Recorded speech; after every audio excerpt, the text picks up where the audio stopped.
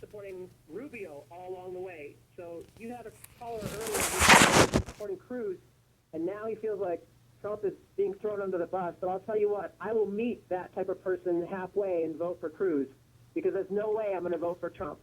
I feel like he's too much like Jesse the Body Ventura or Arnold Schwarzenegger. Well, now wait, that's interesting. He's too much. Those are judged to be celebrity know-nothings at the moment of truth. That's how I judge Trump. That's how I see him. I'm sorry. I think his celebrity is the thing.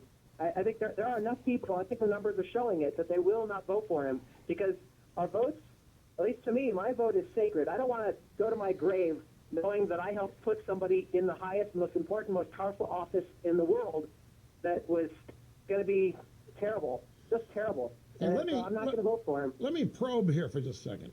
I just make sure I understand. You believe that Trump, as similar to Jesse the Body and Schwarzenegger, that when he gets into office, he's going to be overwhelmed, not really know what to do. Right. And that everything that he said up till now, you don't think it matters? You don't think he really means? Let me put it, you don't think people support him because of the substance of what he's saying? You think they're just dazzled by his celebrity and his personality? I think there's a lot of that. I think there's also a lot of people in the Hillary camp who want to run against him. And I think that people like Rubio are far better equipped for what's going on right now with foreign policy. And this is a foreign policy election more than anything else in my eye. Well, so I think he's going to be incapable. When Jesse Ventura got in or Schwarzenegger got in, it was a disaster. They, Republican or not, independent or not, just incompetent. So I'm not voting for him. I will meet in the middle of the vote for Cruz. I will meet you in the middle to vote for Cruz, to that other caller. What do you like about Marco Rubio?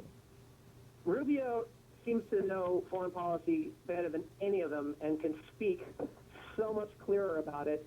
I mean, look at Jeb Bush. He doesn't have the fire in his belly, but Rubio is very fluent on it. I think if we had a ticket like Cruz-Rubio, with Cruz on top, we could have the White House for the next 16 years.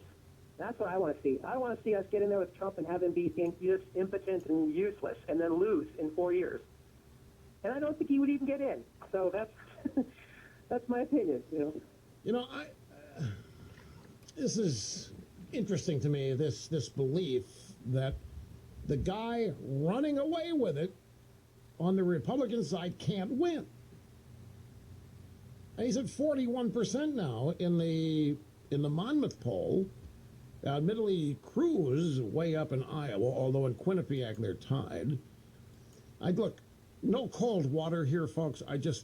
Little truth about things. I think it'd be big if Cruz wins Iowa for a whole host of reasons, and I can imagine that day. I can imagine the day after the Hawkeye Caucus and Cruz is the winner. I can't tell you how that's going to shake up the establishment. You're not going to believe it.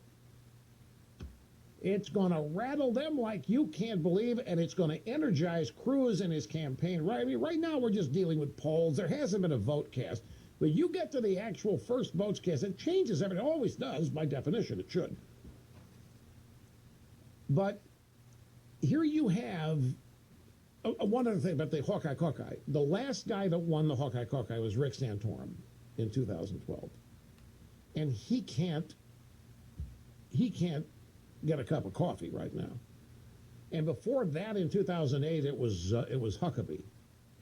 The Republican side in the Hawkeye Caucus tends toward evangelical, which is fine. There's no criticism here. I don't want anybody putting words in my mouth or assuming that I'm saying things I'm not. But it's always been the case. You can lose Iowa and be damaged if you're expected to win it, like Howard Dean. But winning Iowa, whether you come out of nowhere or are expected, does not necessarily, New Hampshire's next. I think Bill Clinton lost them both, for example. And that's why he was called a comeback kid later on, way, way later that spring. And then we have the SEC primary, which comes right after South Carolina. And that's going to be big. South Carolina is a greater indicator than either New Hampshire or Iowa. But I still find it's just a curiosity to me that the Republican leading, and you have nothing to go by other than these polls, because you got Monmouth out here today with Trump at 41%. And there's nobody in that poll that's even close. And the conventional wisdom is he can't beat Hillary. So what does that say about these Republican primary voters? That they're about to, that they're at this point, their greatest enthusiasm is for somebody who can't beat Hillary. I'd like to know the thinking on that. And I'll tell you where I come from. See, I think, and I could be way wrong. I've been wrong about Hillary so many times, but I'm sticking with my instincts because at some point I'm going to be right. I think she's defeatable.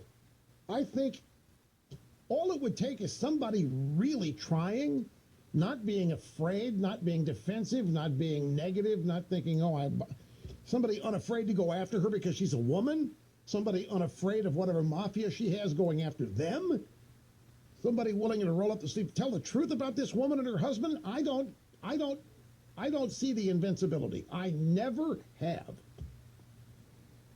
But you go to Washington, D.C., or inside official political organizations and apparatusi, and I guarantee you they think she's unbeatable. I have never understood it. I don't understand it now. I can remember hosting parties at my house back in 2007, 2008, and a sense of gloom overtaking the dinner table when one of the guests said, there's a 75% chance that Hillary Clinton is going to be the next president. It just brought the evening to a screeching halt until I rallied everybody with a speech on liberalism and conservatism and everybody running to the beach for a midnight swim in celebration. And a poll came over the table. 75% chance Hillary Clinton's going to be. Why? Maybe I'm the dense one on this.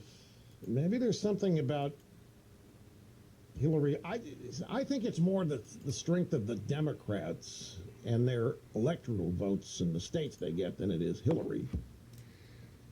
But time will tell. I just don't understand.